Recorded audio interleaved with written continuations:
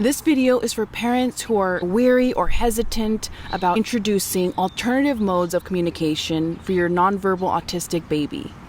Maybe you're thinking, he already says some words, why are we going backwards? Why are we introducing pictures? Why are we using an electronic device? Why are we using sign language? I really want him to talk. I just want to work on vocal communication. Another one I've heard from parents is like, he'll become dependent on the sign language and he won't want to talk. That is actually a huge myth. Let's talk about it. My name is Celeste. I've been in the field of ABA for over 12 years. And in that time, I've empowered and coached hundreds of parents to be able to connect with your autistic baby, to really get in their world and teach meaningful everyday skills. And today, we're talking about alternative modes of communication for your nonverbal child. First things first, I just want to say, as a clinician, if it's important to you that they talk, of course it's important to us. Like, if you really want your child to talk, of course it's very important to me to get them there. But there are certain prerequisite skills that we have to meet before we can even begin teaching the vocal communication piece. The truth is, he might not just be ready, and that's okay. And that's why I'm making this video, to put it into perspective, to educate parents who want to jump to the talking route. And we need to start at level 1 before we can go to level 100. Okay. So the first reason why your clinician might propose sign language, picture exchange, or an AAC for your child is because we may not have the prerequisite skills just yet. I can make a whole separate video on this, but before we can target vocal communication, your child first has to be able to copy sounds, copy words vocally on command, consistently, copy bigger movements. So if I clap and I say copy me, he needs to be able to copy. There needs to be attending, so the child has to be able to look in my direction and look at me so he can copy the vocal words. So those are just some prerequisite skills.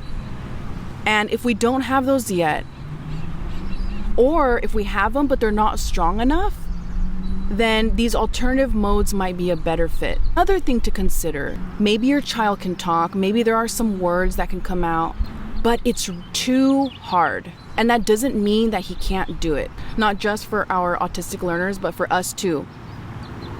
We're talking about human behavior change, right? When something is too hard up here, we don't do it.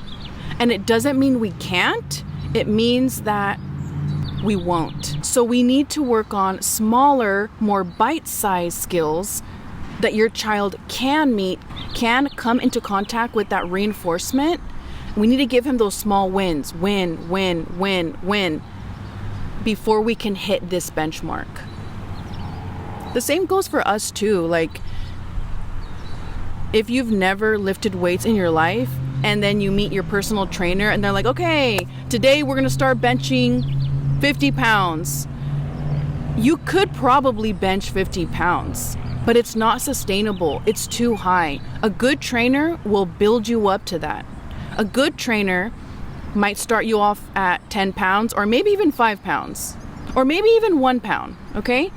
So a good trainer will build you up over time, because if you start up here, human behavior tells us we're not gonna hit it. It's just too hard right now. It doesn't mean that it'll be too hard forever. It's just too hard right now. And that is okay. So as a clinician, it's my job to come in there and say, okay, we're not going to start at the 50 weights.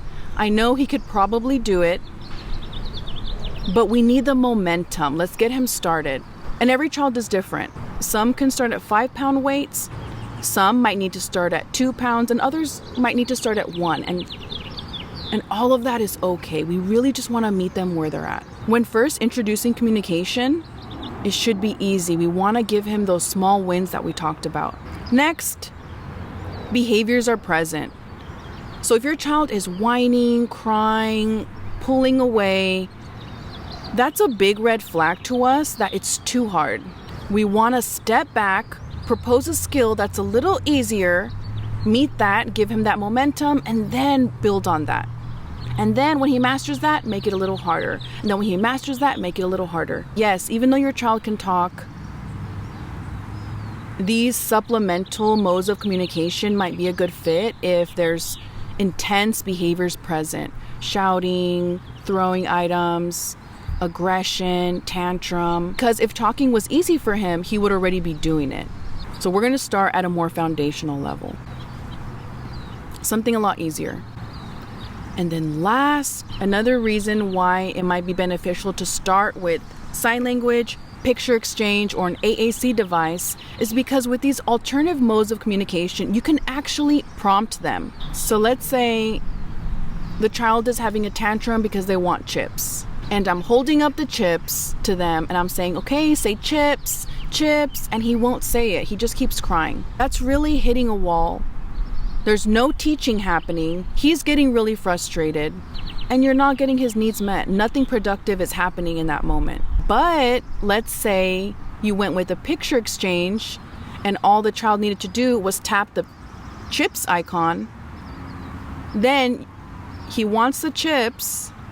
You present the icon, you get his little hand and you gently tap the icon and then you give him the chips. It's teachable in that moment. We can prompt our kids. We can reduce the frustration. As a clinician, yes, the long-term goal is to get your child to the highest level of communication they possibly can be. But we need to walk before we can run. Hope this video was helpful. From your favorite BCBA, you got this.